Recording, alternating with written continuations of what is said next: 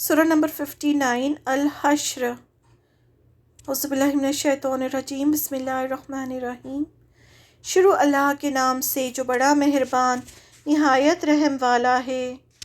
اللہ کی پاکی بیان کرتی ہیں سب چیزیں جو آسمانوں میں اور زمین میں ہیں، اور وہ زبردست ہے، حکمت والا ہے۔ وہی ہے جس نے اہل کتاب منکروں کو ان کے گھروں سے پہلی ہی بار اکٹھا کر کے نکال دیا۔ تمہارا گمان نہ تھا کہ وہ نکلیں گے، اور وہ خیال کرتے تھے کہ ان کے قلعے انہیں اللہ سے بچا لیں گے۔ پھر اللہ ان پر وہاں سے پہنچا جہاں سے انہیں خیال بھی نہ تھا، اور ان کے دلوں میں رعب ڈال دیا۔ وہ اپنے گھروں کو خود اپنے ہاتھوں سے اجاڑ رہے تھے، اور مسلمانوں کے ہاتھوں سے بھی۔ بس اے آنکھ والوں، عبرت حاصل کرو۔ یہ مدینے کا جو واقعہ تھا بنو نذیر کے ساتھ جو ہوا تھا، اس پر آیتیں ہیں یہ۔ اور اگر اللہ نے ان پر جلا وطنی نہ لکھ دی ہوتی تو وہ دنیا ہی میں انہیں عذاب دیتا، اور آخرت میں ان کے لیے آگ کا عذاب ہے۔ یہ اس لیے کہ انہوں نے اللہ اور اس کے رسول کی مخالفت کی، اور جو شخص اللہ کی مخالفت کرتا ہے تو اللہ سخت عذاب دینے والا ہے۔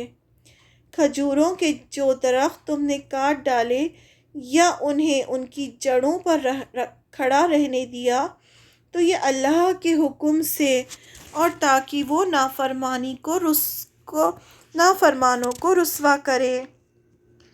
یہ پوری سٹوری اگر ہمیں پتہ ہوگی بنو نذیر کے ساتھ کیا ہوا تھا مدینے میں، اور کس طرح سے جنگ ہوئی تھی، اور تو یہ آیتیں بہت آسان ہو جائیں گی سمجھنا۔ اسی لیے قرآن کے ساتھ ہمیں آپ صلی اللہ علیہ وسلم کی پوری لائف ہسٹری سمجھنا بہت ضروری ہے۔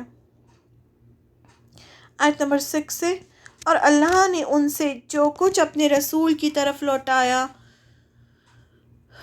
تو تم نے اس پر نہ گھوڑے دوڑائے اور نہ اونٹ، لیکن اللہ اپنے رسولوں کو جس پر چاہتا ہے تسلط دے دیتا ہے، اور اللہ ہر چیز پر قادر ہے۔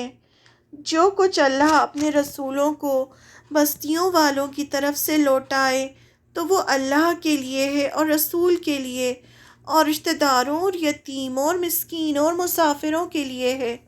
یعنی مال غنیمت کی بات ہو رہی ہے، جس میں بنا لڑے مال غنیمت حاصل ہوتا ہے، تو بتایا جا رہا ہے کہ پھر وہ کس کے لیے ہے، تاکہ وہ تمہارے مالداروں ہی کے درمیان گردش نہ کرتا رہے، اور رسول تمہیں جو کچھ دے وہ لے لو، اور جس چیز سے تمہیں روکیں اس سے رک جاؤ، اور اللہ سے ڈرو، اللہ سخت سزا دینے والا ہے۔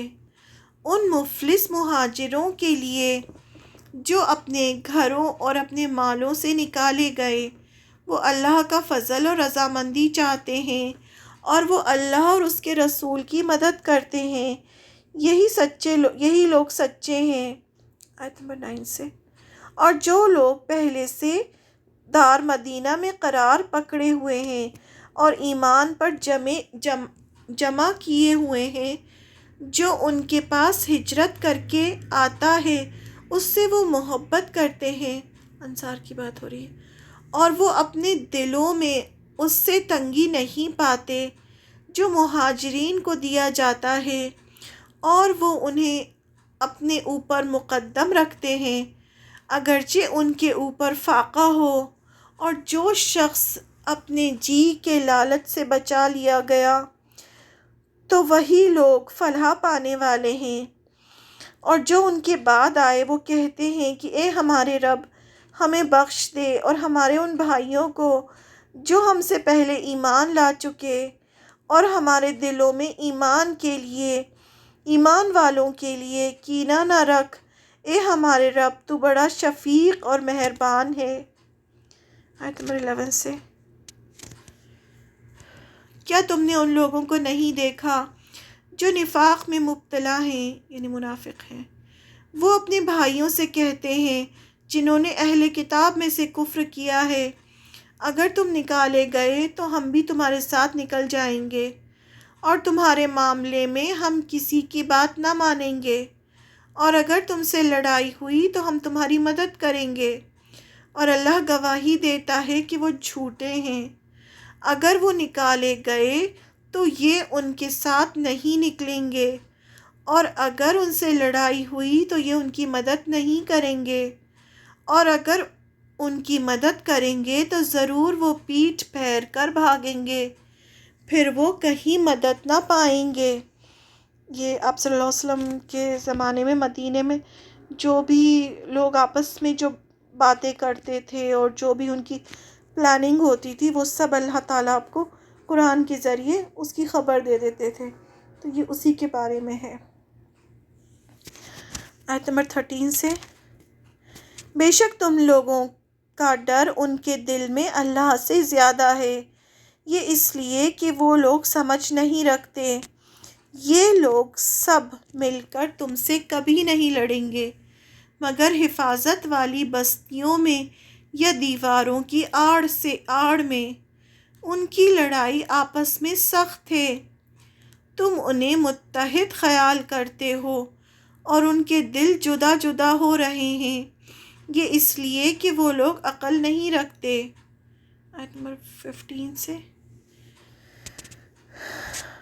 یہ ان لوگوں کی مانند ہیں جو ان کے کچھ ہی پہلے اپنے کیے کا مزہ چکھ چکے ہیں، اور ان کے لیے دردناک عذاب ہے۔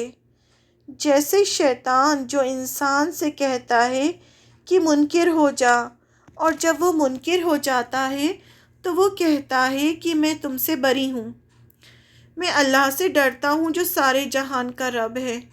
پھر انجام دونوں کا یہ ہوا کہ دونوں دوزخ میں گئے جہاں وہ ہمیشہ رہیں گے، اور ظالموں کی سزا یہی ہے۔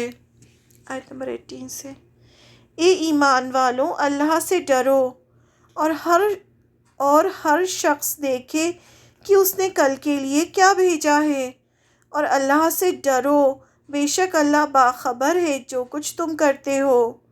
اور تم ان لوگوں کی طرح نہ بن جاؤ جو اللہ کو بھول گئے تو اللہ نے انہیں خود تمہاری جانوں سے غافل کر دیا۔ یہی لوگ نافرمان ہیں، دوزخ والے اور جنت والے برابر نہیں ہو سکتے، جنت والے ہی اصل میں کامیاب ہیں۔